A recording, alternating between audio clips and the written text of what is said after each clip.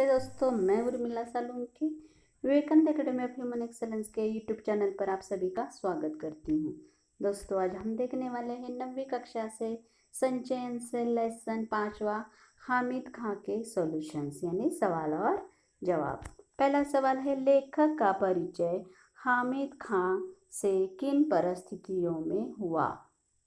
सवाल है, लेखक का परिचय हामिद खां से किन परिस्थितियों में हुआ। सॉल्यूशन है, एक बार गर्मियों में लेखक तक्षशिला के खंडहर देखने गया था। गर्मी के कारण लेखक का भूख प्यास से बुरा हाल था। खाने की तलाश में वह रेलवे स्टेशन से आगे बसे गांव की ओर चला गया। वहां तंग और गंदी गलियों से भरा बाजार था। वहां पर खाने पीने का कोई होटल या दुकान नहीं दिखाई दे रही थी और लेखक भूख प्यास से परेशान था। तभी एक दुकान पर रोटियां सेंकी जा रही थी, जिसकी खुशबू से लेखक की भूख और बढ़ गई। वह दुकान में चला गया और खाने के लिए मांगा। वही हामिद खां से परिचय हुआ। हामिद खां से बातचीत के समय एक दूसरे की भावना का पता भी चला और प्रेम से वशीभूत होकर एक दूसरे के अच्छे मित्र बन गए। सवाल क्रमांक 2, काश मैं आपके मुल्क में आकर यह सब अपनी आंखों से देख सकता, हामिद ने ऐसा क्यों कहा। काश मैं आपके मुल्क में आकर यह सब अपनी आंखों से देख सकता, हामिद ने ऐसा क्यों कहा। सॉल्यूशन है, हामिद खां को पता चला कि लेखक हिंदू है तो हामिद ने पूछा, क्या वह मुसलमानी होटल में खाएंगे। तब लेखक ने बताया कि हिंदुस्तान में हिंदू मुसलमान में कोई भेद नहीं होता है। अच्छा पुलाव खाने के लिए वे मुसलमानी होटल में ही जाते हैं। पहला मस्जिद कोंडूगल्लूर हिंदुस्तान में ही बना। वहाँ हिंदू मुसलमानों के बीच दंगे नहीं होते हैं, सब बराबर है। हामिद को एकदम विश्वास नहीं हुआ, लेकिन लेखक के कहने में उसे सच्चाई नजर आई। वह ऐसी जगह को स्वयं देखकर तसल्ली करना चाहता था। लेखक ने हामिद खां को हिंदू मुसलमान संबंधों के बारे में बताया तो उन्हें पहले विश्वास ही नहीं हुआ, क्योंकि पाकिस्तान में मुसलमानों को अत्याचार करने वालों की संतान समझा जाता था। लेखक ने हामिद खां को बताया कि भारत में हिंदू मुसलमान मिलकर रहते हैं, एक दूसरे के त्योहारों में सम्मिलित होते हैं। हिंदू मुसलमानों के बीच दंगे न के बराबर होते हैं। मुसलमानों की मस्जिद हिंदुओं के निवास स्थान के पास होती है। हामिद खां विश्वास नहीं कर पाया कि वे हिंदू है और इतने गौरव से एक मुस्लिम से बात कर रहे हैं। मुसलमानी होटल में भी भारत में खाना खाने में किसी हिंदू को कोई फर्क नहीं पड़ता। लेखक द्वारा हिंदू मुसलमान की एकता भरी बातों पर हामिद खां पहले तो भरोसा नहीं कर पाया, इसलिए वे उनके देश में आकर यह सब देखना चाहते थे। सवाल क्रमांक 3, हामिद को लेखक की किन बातों पर विश्वास नहीं हो रहा था। सॉल्यूशन, लेखक ने हामिद को कहा कि वह बढ़िया खाना खाने मुसलमानी होटल जाते हैं। वहाँ हिंदू मुसलमान में कोई फर्क नहीं किया जाता। हिंदू मुसलमान दंगे भी न के बराबर होते हैं। तो हामिद को विश्वास नहीं हुआ, वह अपनी आंखों से यह देखना चाहता था। लेखक ने हिंदू मुसलमानों के मेल मिलाप की बातें हामिद खां को बताई तो उसे बिल्कुल भी भरोसा ही नहीं हो रहा था। पाकिस्तान में हिंदू मुस्लिम संबंधों में अंतर था, उनमें बहुत दूरियां थी, परंतु हिंदुस्तान में आपसी संबंध बहुत अच्छे थे। पाकिस्तान में वे एक दूसरे के त्योहारों में सम्मिलित नहीं होते। न कोई हिंदू मुस्लिम होटल में खाना खाता है और न ही मुस्लिम हिंदू दुकान पर जाता था। मुसलमानों को अत्याचारियों की संतान माना जाता है। इस दुनिया में उन्हें शैतानों की तरह लुक छुप कर चलना पड़ता था। लेखक ने जब हिंदू मुसलमान एकता की भारत की बात की तो हामिद खां हैरान रह गया।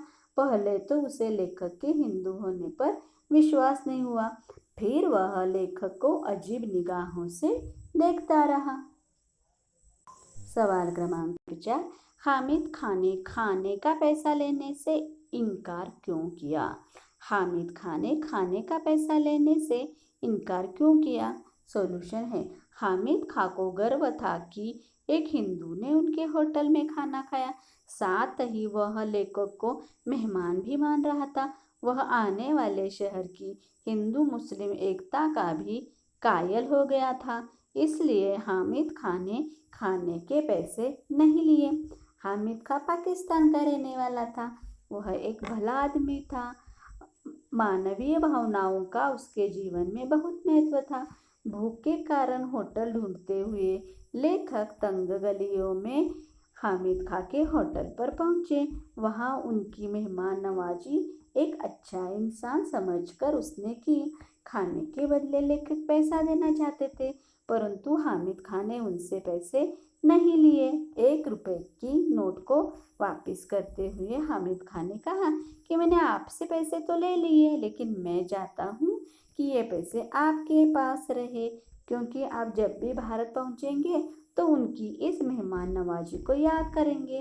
लेखक की इंसानियत व उनकी मेल मिलाप की बातों से हामिद खां के ऊपर उनका बहुत प्रभाव हुआ था। इसलिए उसने मेहमान नवाजी के पैसे लेने से इनकार कर दिया।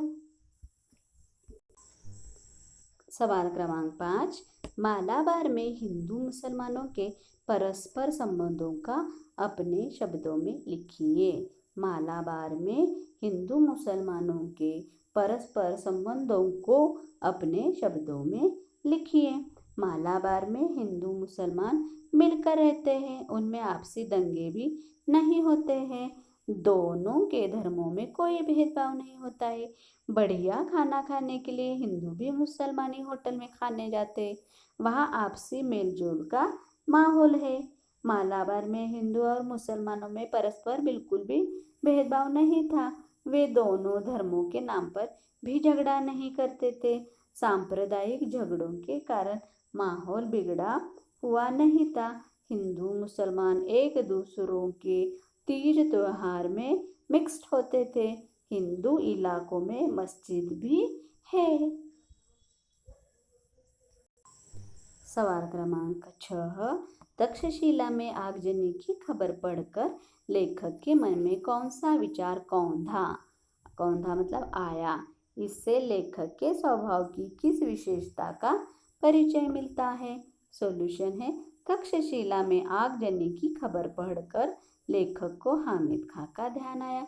जहाँ लेखक ने खाना बड़े अपनेपन से खाया था, उसने सोचा भगवान करे हामिद खां सुरक्षित हो। इसके लिए लेखक ने प्रार्थना भी की। इससे लेखक के धार्मिक एकता की भावना का पता चलता है।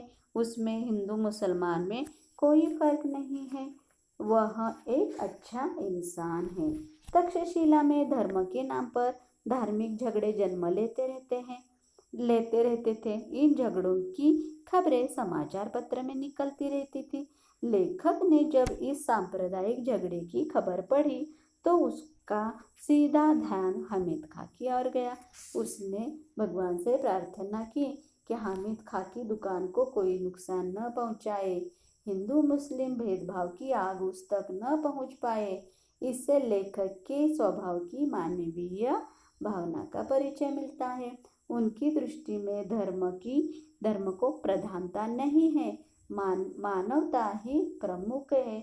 हामिद खां उन्हें भला मानव लगा, इसलिए उसके प्रति हमदर्दी व सहानुभूति की भावना उनके मन में थी।